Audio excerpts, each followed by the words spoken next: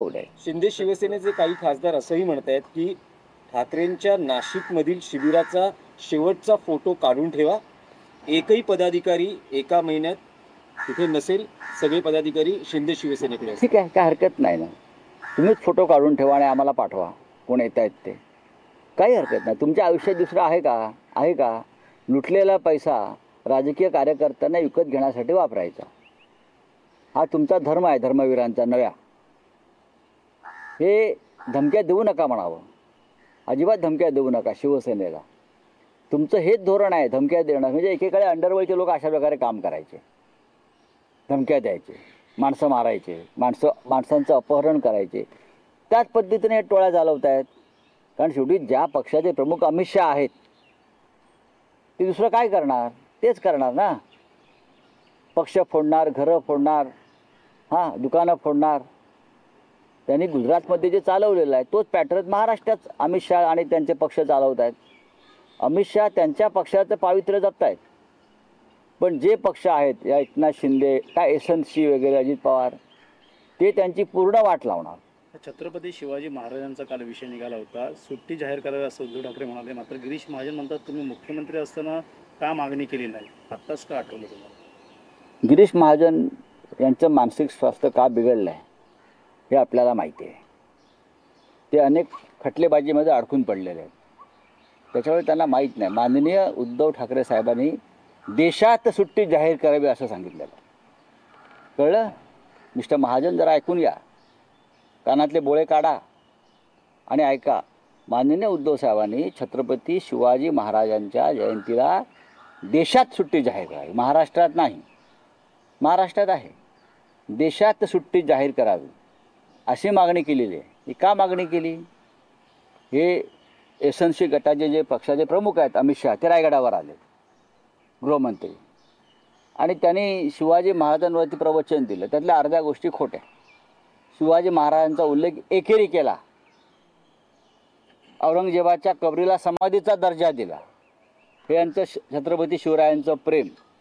त्यांना सांगितलं एवढं शिवाजी तुम्ही करताय ना एकेरीत, खरोखर तुम्ही शिवभक्त असाल तर देशामध्ये छत्रपती शिवजयंतीला तुम्ही सार्वजनिक सुट्टी जाहीर करा, एवढंच त्याने सांगितलं.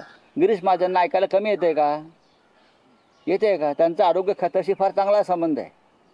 आता आम्ही त्यांना डॉक्टर देऊ. राऊत साहेब, मालवणमध्ये जो राजकोट येथे छत्रपती शिवाजी महाराजांचा पुतळा कोसळला होता, तो आता नव्यानं बांधण्याचं काम जवळपास पूर्ण झालं आहे. योद्धा रूपातले तलवारधारी छत्रपती शिवाजी महाराज यांचा पुतळा महाराष्ट्र दिनी 1 मेला त्याचं अनावरण करण्याच्या दृष्टीनं राज्य सरकारचे प्रयत्न आहेत.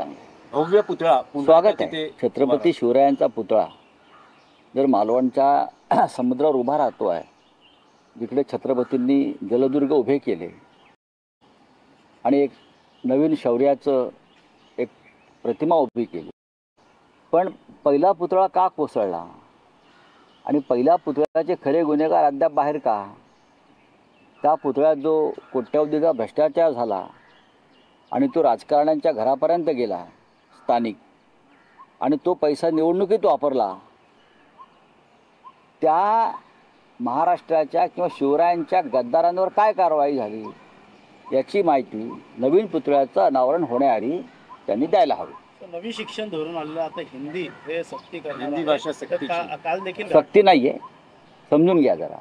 त्या धोरणाविषयी आपण अधिक व्यापक अभ्यास करून त्याच्यावर चर्चा केली पाहिजे.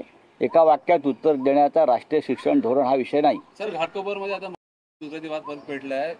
मराठी लोक गंदे मच्छी घाटावरून वाद झाला आहे आणि मराठी माणसं हे घाणेरडी असं देखील आता तिकडनं नाही. आम्ही या संदर्भाची तक्रार एसएनसी पक्षाचे जे प्रमुख आहेत अमित शहा त्यांच्याकडे करू. कारण राष्ट्रीय स्वयंसेवक भयाजी जोशी आणि घाटकोपरला जाऊन घाटकोपर हे गुजरात्यांचं असं सांगितलं होतं.